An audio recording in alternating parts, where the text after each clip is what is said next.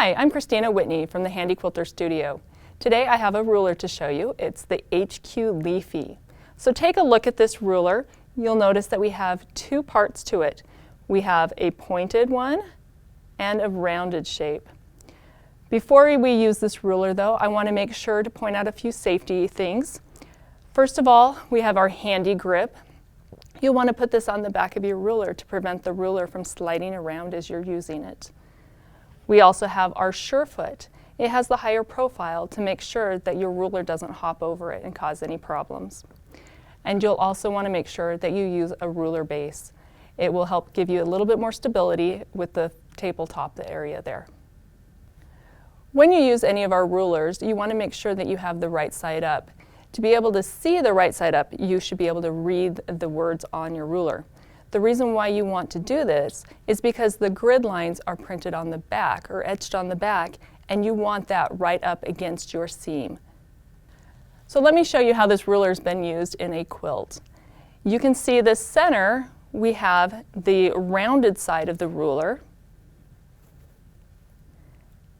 and it's just rotating around that center point. Out here we use the pointed side, and again rotating from the center out. Let me show you some other ideas of how you can use this great ruler. Okay, let's look at this first design. Using the pointy side of the ruler, we're going to stitch around and then travel across, stitch again, traveling. And look, you can stitch here and add an embellishment on the inside if you'd like. And you can also change the spacing if you want them further apart or if you want them closer together. Let's travel over here, and we did the same thing using the rounded side of the ruler. So again, you can see how we stitched that out, traveled over, and stitched some more. Now we're going to add on to that. So I'm going to do a little bit of stitching here with you. So pull this machine over. You'll notice I've already done my marking of where I want these placed. So I'm going to lift up my needle, slide the ruler on, get it positioned how I want it so it's evenly in between the previously stitched designs. And I'm going to stitch around, and then I'm going to travel along, keeping the ruler there till my next point. Make sure I've got it lined up, and then stitch again.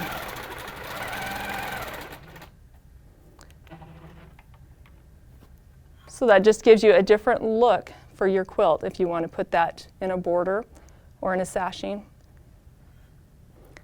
Okay, we're going to move over to this design. I used the pointy side of the Leafy, but only a portion of it. So I marked where I wanted to stop with my painter's tape, stitched out, shifted over, and continued shifting. And then I moved the ruler down to make another row, keeping that same marking that I used with my painter's tape to help me know where to stop and start. Okay, let's look at this fun design here. This one's made using the Leafy ruler, stitching around, and then I did a fill. So I actually started over on the left, stitched up, stitched back, and then using the fill, that was my travel line. Stitched over again and fill to get back to my starting point. So you can do that fill as an embellishment or as a travel line. Or if you don't want to use a travel line, you can do stitch over, stitch back, and then re-stitch that same line to get to the next point. Look at this fun sunflower design. You can make this so easily with the Leafy ruler. What I did was I used a grid to make reference lines. I did an 8-point, and then starting with the center, I put the ruler on there, stitched from the center out and back to the center, and then rotated again, using the lines that are on your ruler to match up with the reference lines that I had marked on my quilt ahead of time. Using that same concept, we did this. It's kind of like a spirograph, but this one I used more reference points, and I used the rounded edge of the Leafy ruler. And so you can see how I just rotate all the way around using the reference points that I already had marked. So a lot of times we use our rulers in blocks and sashings. I'm going to show you a way to use it as kind of an edge to edge or to fill any kind of area that you want. So you'll notice I've got these blue dots here and right where my needle is, and I had one over here as well.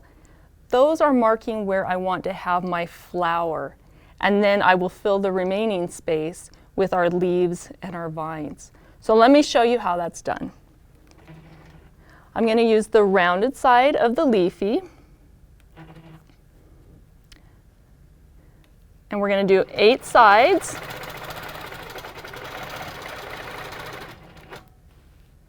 Rotating it quickly. And you'll notice with this ruler you have to be kind of careful of your hand positioning. If you get too close, your finger is going to get in the way, so you might have to be a little bit creative in your hand position.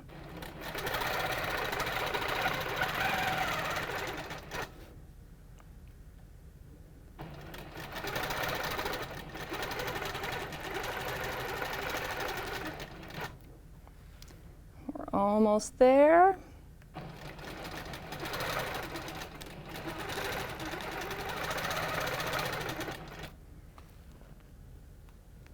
Again, using that grid line on the ruler to match up with the seams or the grids that you've marked.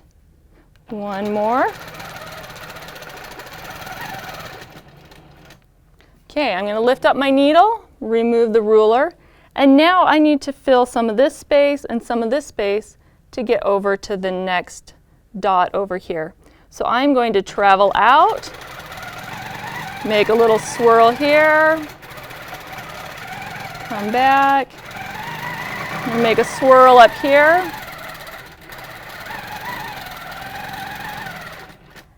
And watch this. I'm going to use the other side of the ruler, and I'm going to throw a leaf in here.